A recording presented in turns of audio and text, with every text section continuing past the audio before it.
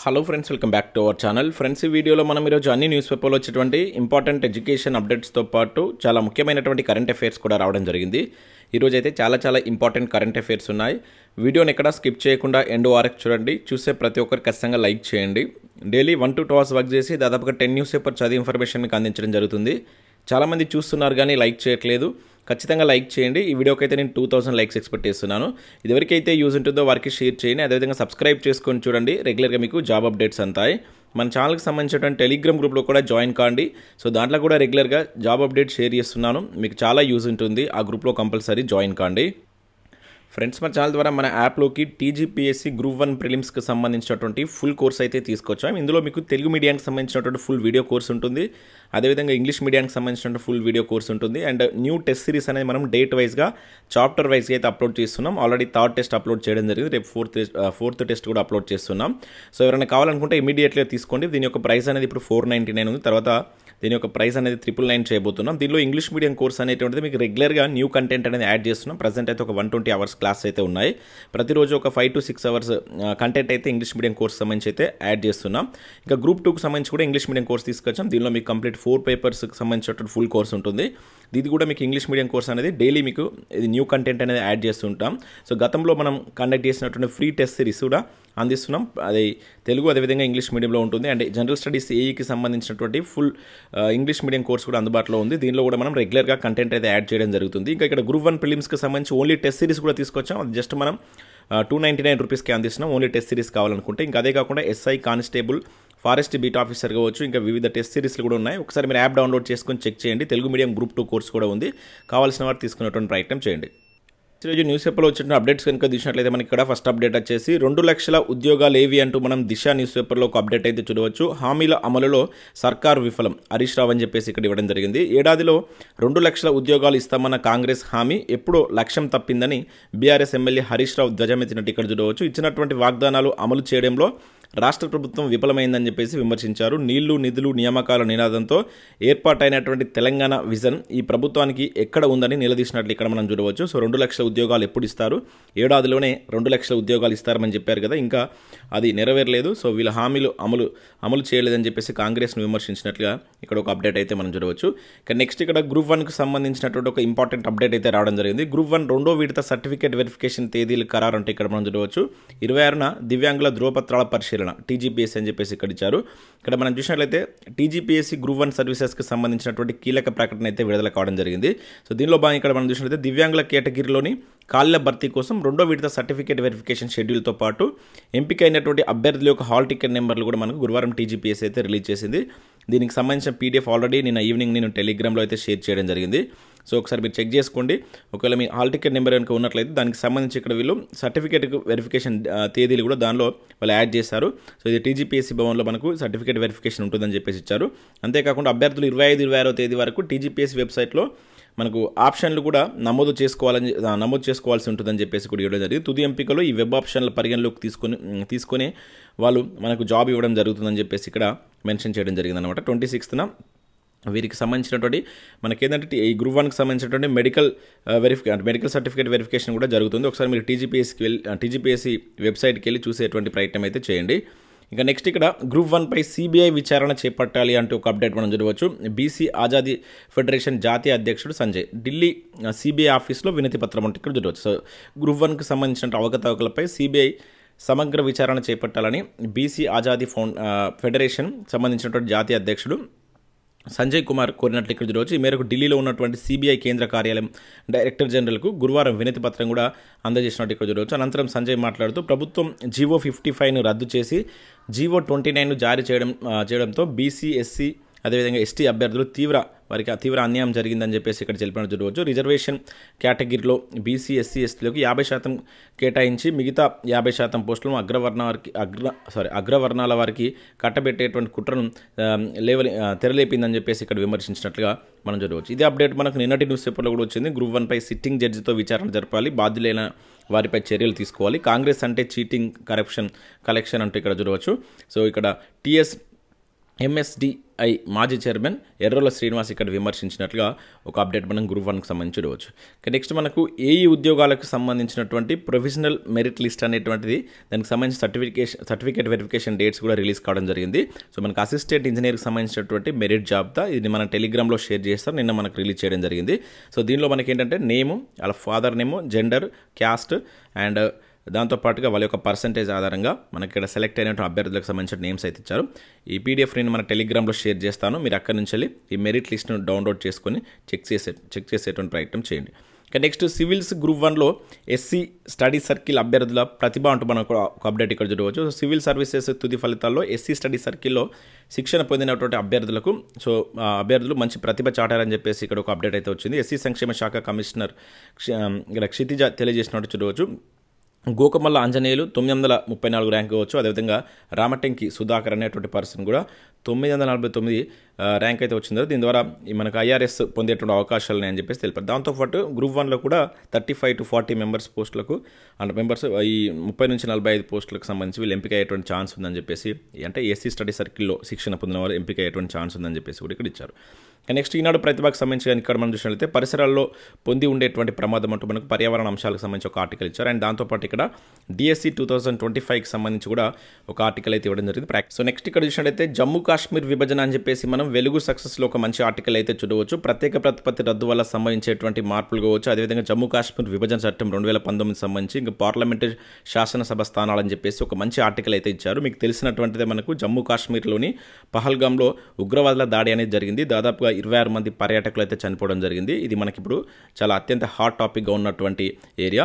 So మనకి ఈ నేపథ్యంలో ఇండియా పాకిస్తాన్ మధ్య ఉన్నటువంటి ఒప్పందాలు కావచ్చు, బార్డర్ ఇష్యూస్ పైన మనం కొంచెం ఇది జోగ్రాఫికల్ పరంగా చదవాల్సి అయితే ఉంటుంది. వాటికి సంబంధించి కూడా నేను సపరేట్గా ఒక వీడియో చేసేటువంటి ప్రయత్నం అయితే చేస్తాను.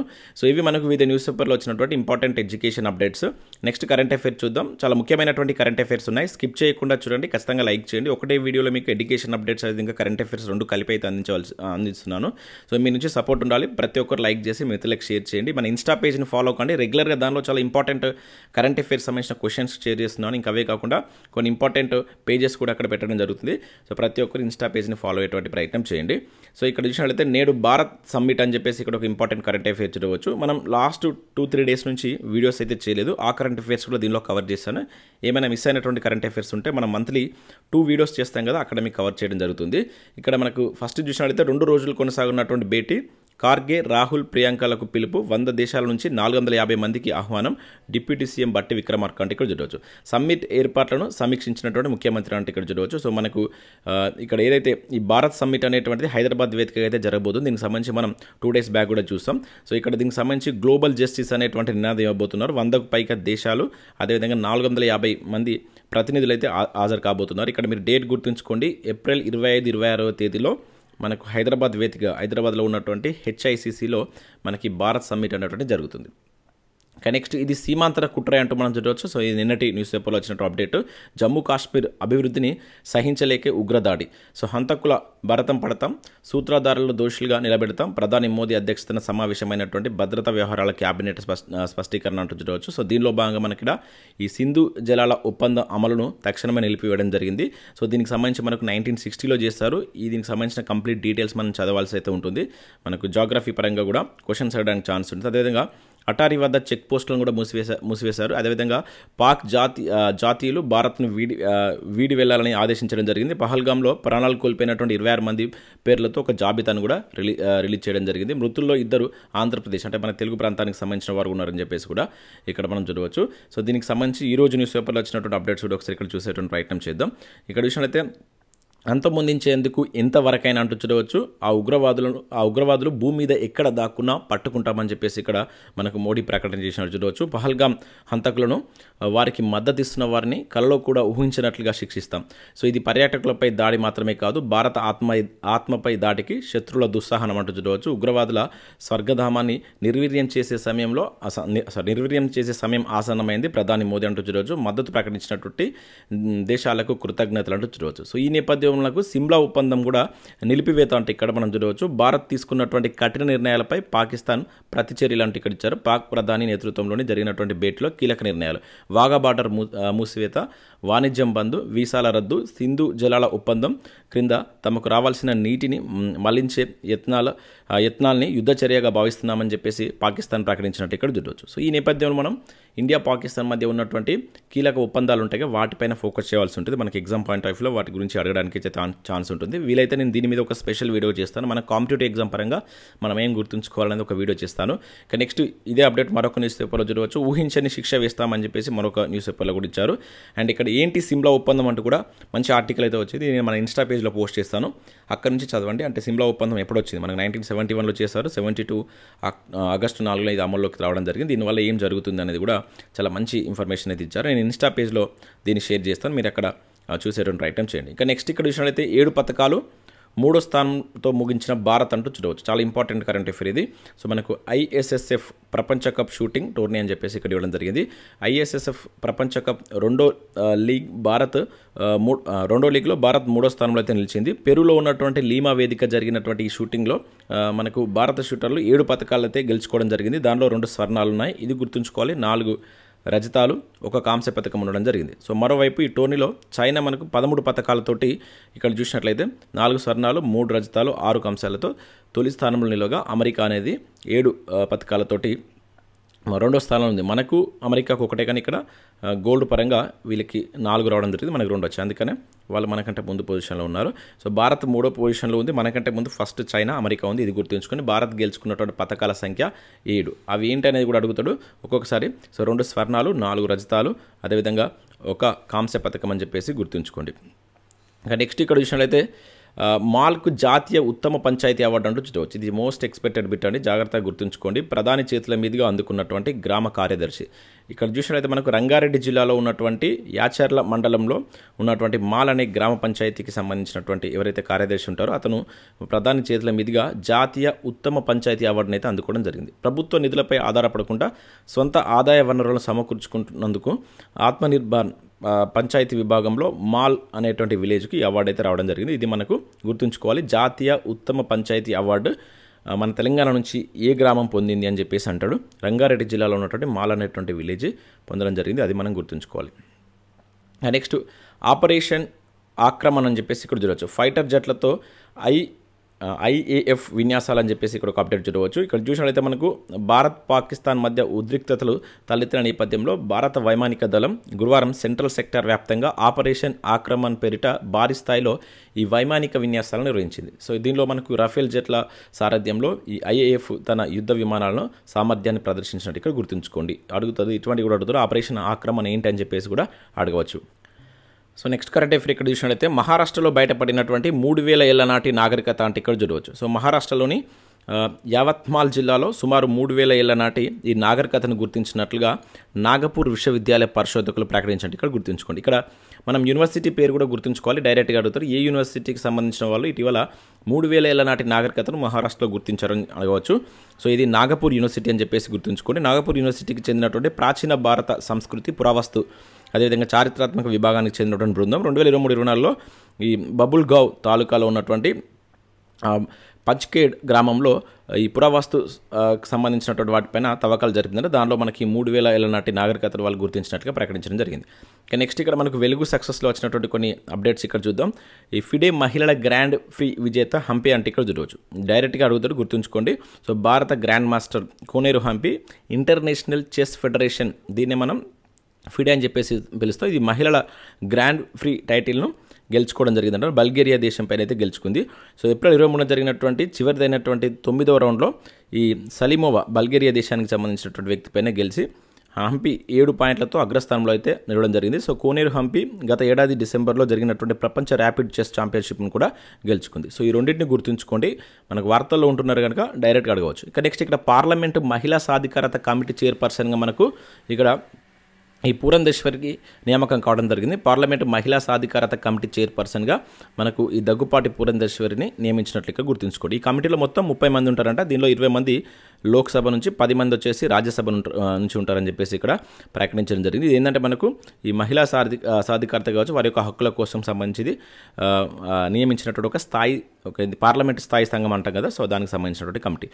నెక్స్ట్ దేశంలో ఈ PM10 కాలుష్యం అంటే ఇక్కడ మనం చూడవచ్చు. సో PM10 అంటే 10 మైక్రోమీటర్ లేదా అంతకంటే తక్కువ వ్యాసం కలిగినటువంటి కణ పదార్థాన్ని సూచిస్తుందన్నమాట. ఈ కణాలు ఏం చేస్తాయంటే మనకు శ్వాసకోశ వ్యవస్థలో అంటే శ్వాసకోశలోకి వెళ్ళిపోయి అక్కడ మనకు ఆరోగ్య సమస్యలకైతే దారితీస్తాయంట. సో స్వల్పకాలిక బహిర్గత ఆస్తమా కావచ్చు, ఇంకా దీర్ఘకాలిక వ్యాధులు కూడా రావచ్చు చెప్పేసి, అంటే ముఖ్యంగా మనకి ఇది ఊపిరితిత్తులకు సంబంధించినటువంటి వ్యాధులు రావడానికి కారణమవుతుంది. అంటే ఈ దేశంలో వీటి యొక్క పర్సెంటేజ్ అనేది పెరుగుతుందని చెప్పేసి ఇక్కడ ఒక ఆర్టికల్ ఇచ్చారు. ఇక్కడ ఈ పెరగడానికి గల కారణాలు ఏంటి అని కూడా ఇచ్చారు. సో దానికి సంబంధించి పెరిగినటువంటి ట్రాఫిక్, అధిక ఉద్గారాలకు ఇవి పెరగడానికి దారి తీస్తుందని చెప్పేసి ఇక్కడ మనకి ఇవ్వడం జరిగింది. సో ఇవి మనకు వివిధ న్యూస్ పేపర్లో వచ్చినటువంటి ఇంపార్టెంట్ ఎడ్యుకేషన్ అప్డేట్స్, విధంగా కరెంట్ అఫైర్స్. వీడియో చూసిన ప్రతి ఒక్కరు లైక్ చేసి మిత్రులకు షేర్ చేయండి.